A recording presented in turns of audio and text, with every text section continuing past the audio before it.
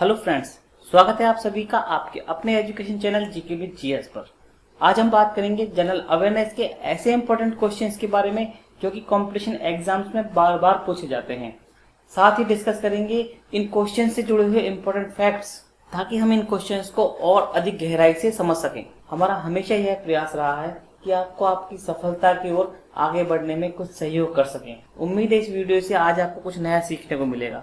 तो आइए कुछ नया सीखने की कोशिश करते हैं। फर्स्ट क्वेश्चन है, निम्नलिखित में से किस देश के पास अपना लिखित संविधान नहीं है? और इसका राइट आंसर है ऑप्शन ए, यूनाइटेड किंगडम या इंग्लैंड के पास। यूनाइटेड किंगडम या इंग्लैंड के अलावा कुछ देश और हैं जिनके पास अपना लिखित संविधान नहीं है। जैसे कि बात करें इजराइल, सऊदी अरब, न्यूजीलैंड और कनाडा, इन देशों के पास अपना लिखित संविधान नहीं है। इजराइल अपनी पुरानी परंपराओं के आधार पर ही शासन करता है और वहीं सऊदी अरब में कुरान की बातों को सर्वोपरि मानकर उनका पालन किया जाता है। इसी तरह से न्यूजीलैंड के पास भी अपना संविधान नहीं है और कनाडा के पास भी अपना संविधान नहीं है। आइए नेक्स्ट क्वेश्चन पे चलते हैं। सूर्य और चंद्र ग्रहण में पृथ्वी की छाया कितने भागों में विभाजित हो जाती है? और इसका राइट आंसर होगा ऑप्शन डी, 3 भागों में। सूर्य और चंद्र ग्रहण के समय अगर पृथ्वी की परछाई की बात की जाए तो पृथ्वी की छाया या परछाई 3 भागों में विभक्त हो जाती है। या हम कह सकते हैं कि पृथ्वी की छाया 3 शंकु बनाती है। उनमें से सबसे पहली है प्रच्छाया या उम्रा, यह सबसे गहरा और अंधेरे वाला हिस्सा होता है। इसी तरह से दूसरी है उपछाया या पेनुम्रा, यह बाहरी भाग होता है। इसी प्रकार से तीसरी है एटेम्ब्रा, यह अम्रा से परे आंशिक रूप से छायांकित क्षेत्र होता है। इंपॉर्टेंट क्वेश्चन है, बहुत बार एग्जाम में पूछा जाता है। नेक्स्ट क्वेश्चन है, नक्शों पर क्षेत्रफल मापने के लिए प्रयुक्त यंत्र को कहते हैं?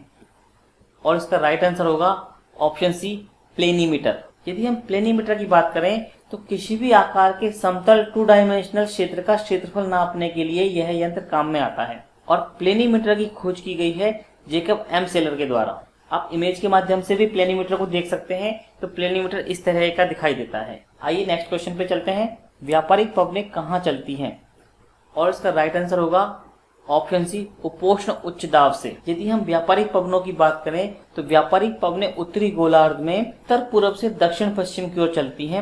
वहीं दक्षिणी गोलार्ध में इनकी दिशा दक्षिण पूर्व से उत्तर पश्चिम की ओर होती है और ये पवनें वर्ष भर एक ही दिशा में निरंतर बहती रहती हैं। प्राचीन समय में व्यापार के लिए इन पवनों का उपयोग किया जाता था, इसी कारण से इन्हें व्यापारिक पवन कहा जाता है। आइए नेक्स्ट क्वेश्चन पे चलते हैं। पृथ्वी की सबसे लंबी पर्वत श्रृंखला कौन सी है? और इसका राइट आंसर होगा ऑप्शन ए, एंडीज पर्वत श्रृंखला।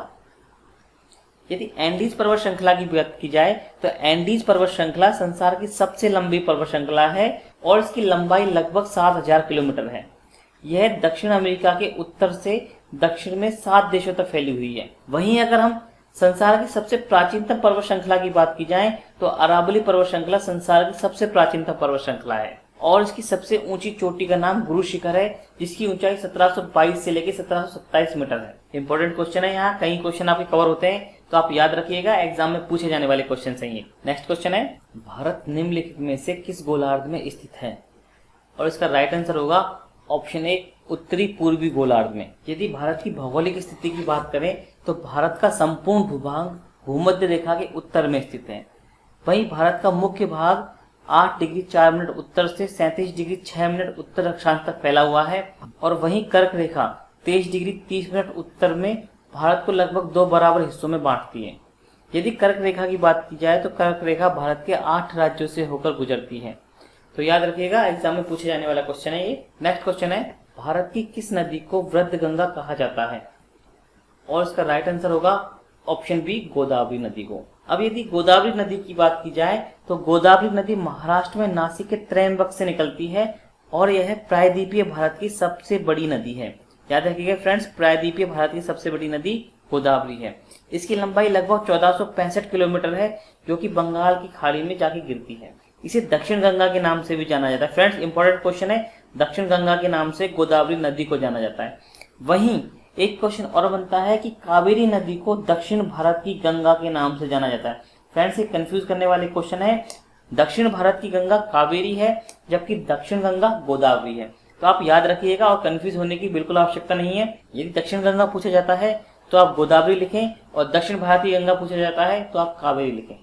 आइए नेक्स्ट क्वेश्चन पे चलते हैं। भारत सरकार ने पहली बार राष्ट्रीय वन नीति कब जारी की थी? और इसका राइट आंसर है ऑप्शन ए 1952 में।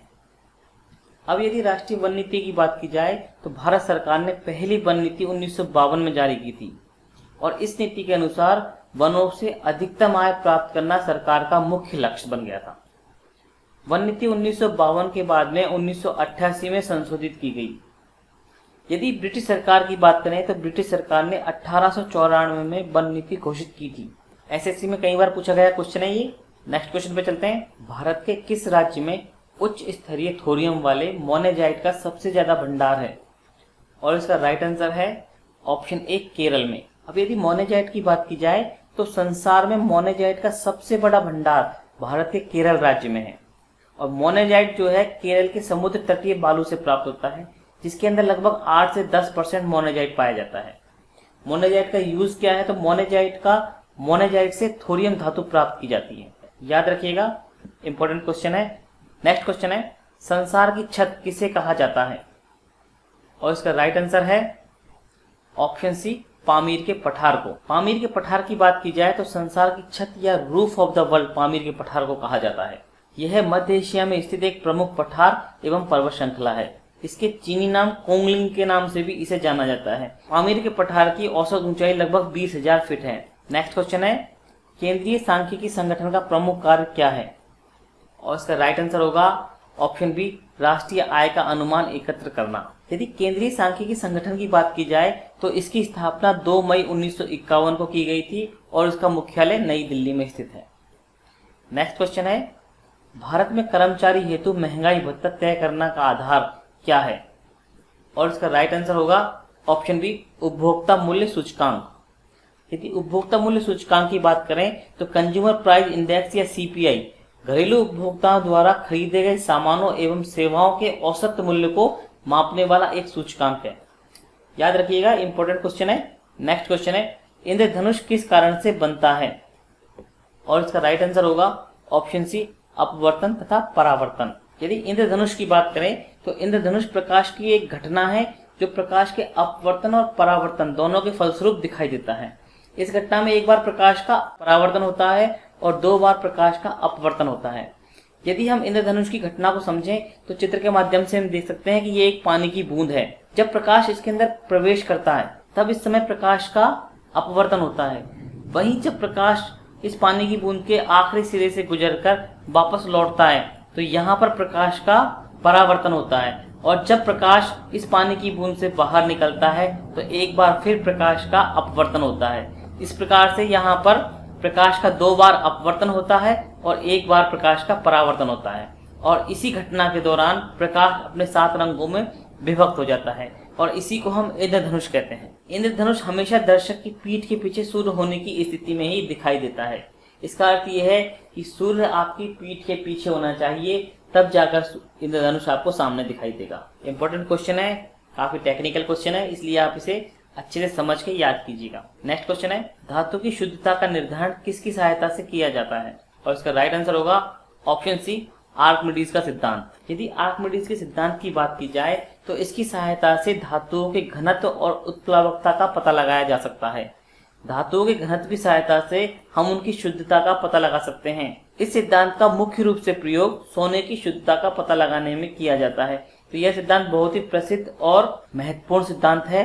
नेक्स्ट क्वेश्चन है, जब किसी तालाब के शांत जल में पत्थर फेंका जाए तो तालाब के जल के पृष्ठ पर उठने वाली लहर किस प्रकार की होती है? और इसका राइट आंसर होगा ऑप्शन बी अनुप्रस्थ लहर। अब यदि अनुप्रस्थ तरंग की बात की जाए तो अनुप्रस्थ तरंग क्या है? तो जब तरंग के कण इसके संचरण की दिशा, संचरण का अर्थ है कि इसके आगे बढ़ने की दिशा के लंबवत कंपन करते हैं, तो इस प्रकार की तरंगों को हम अनुप्रस्थ तरंग कहते हैं। फ्रेंड्स, मैं आपको याद दिला दूं, आप हमारी प्लेलिस्ट में जाकर जनरल साइंस से जुड़े हुए क्वेश्चन की सीरीज देख सकते हैं, जहां पर इंपॉर्टेंट क्वेश्चंस को उनके फैक्ट के साथ में दिखाया गया है।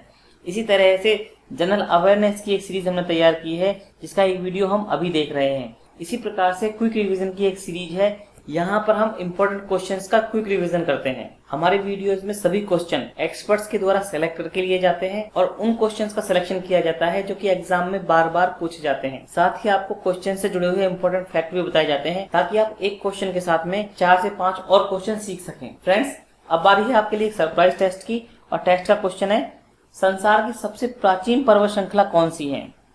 इस क्वेश्चन का आंसर आप सभी को कमेंट बॉक्स में कमेंट करके देना है। साथ ही यदि इस वीडियो से रिलेटेड आपका कोई सजेशन हो तो कमेंट बॉक्स में कमेंट कर दें, हम उसमें जरूर इंप्रूवमेंट करेंगे। वीडियो पसंद आया हो तो लाइक कर दें, हमारे चैनल को सब्सक्राइब करने के साथ ही इसे शेयर कर दें ताकि ये ज्यादा से ज्यादा लोगों तक पहुंच सके। आइए नेक्स्ट क्वेश्चन पे चलते हैं। थर्मामीटर में मरकरी का उपयोग किया जाता है क्योंकि, और इसका राइट आंसर है ऑप्शन सी, अधिक चालकता के कारण। अब अगर मरकरी या पारे की बात करें, पारा लोहे को छोड़कर सभी धातुओं के साथ मिश्र धातु बनाता है। चूंकि यह लोहे से अभिक्रिया नहीं करता, इसी कारण से पारा या मरकरी को हमेशा लोहे के बर्तन में रखा जाता है।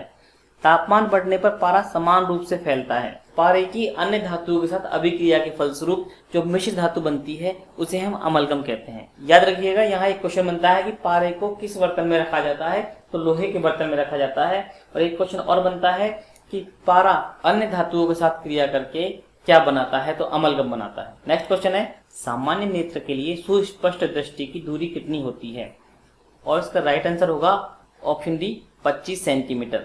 मनुष्य को किसी भी वस्तु को स्पष्ट रूप से देखने के लिए कम से कम उसे 25 सेंटीमीटर हमारी आंखों से दूर रखना चाहिए और इसे ही हम सुस्पष्ट दृष्टि की दूरी कहते हैं। मानव की नेत्र में उत्तल लेंस होता है। नेक्स्ट क्वेश्चन है, टेलीविजन की रिमोट कंट्रोल में प्रयुक्त विद्युत चुंबकीय तरंगे कैसी होती हैं? और इसका राइट आंसर है ऑप्शन सी, अवरक्त तरंगे। नेक्स्ट क्वेश्चन है, स्वचालित वाहन के रेडिएटर में ठंडक के लिए किस पदार्थ का उपयोग किया जाता है? और इसका राइट आंसर होगा ऑप्शन ए, मेथिल अल्कोहल और जल का उपयोग किया जाता है। नेक्स्ट क्वेश्चन है, जब बर्फ को 0 डिग्री सेल्सियस से 10 डिग्री सेल्सियस तक गर्म किया जाता है तो जल के आयतन पर क्या प्रभाव पड़ता है? और इसका राइट आंसर होगा ऑप्शन बी, पहले आयतन बढ़ता है और उसके बाद कम होता है। यदि हम द्रवों के आयतन की बात करें तो द्रवों को गर्म करने पर उनका आयतन बढ़ता है और उनका घनत्व कम होता है, परंतु पानी इनके विपरीत व्यवहार करता है।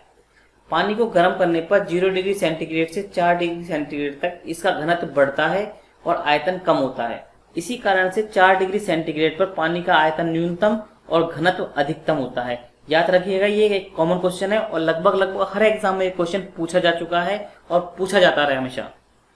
नेक्स्ट क्वेश्चन पे चलते हैं, संकटग्रस्त प्रजातियों को किस रंग की डाटा बुक में दर्शाया जाता है? और इसका राइट आंसर है ऑप्शन बी, लाल। यदि इस पुस्तक की बात की जाए तो इसे रेड डाटा बुक कहा जाता है और इसमें उन प्रजातियों का वर्णन किया जाता है या उन प्रजातियों को रखा जाता है जो संकटग्रस्त हैं या विलुप्त होने वाली हैं। नेक्स्ट क्वेश्चन है, क्लोरोफिल में कौन सी धातु पाई जाती है? और इसका राइट आंसर है ऑप्शन बी, मैग्नीशियम धातु। पौधों में प्रकाश संश्लेषण के लिए क्लोरोफिल की आवश्यकता होती है और क्लोरोफिल के उत्पादन के लिए मैग्नीशियम धातु की आवश्यकता होती है। क्लोरोफिल पौधों की पत्तियों में पाया जाता है, याद रखिएगा इस चीज को आप। नेक्स्ट क्वेश्चन है, यूरिक एसिड किस जीव का एक प्रमुख नाइट्रोजनी अपशिष्ट होता है? और इसका राइट आंसर है ऑप्शन बी, पक्षी। यदि यूरिक एसिड की बात की जाए तो कीट, पक्षी और कुछ प्रकार के रेप्टाइल्स मुख्य रूप से यूरिक एसिड का उत्सर्जन करते हैं। नेक्स्ट क्वेश्चन है, किसकी उपस्थिति के कारण पक्षियों और कीटों के पंख से पानी बह जाता है?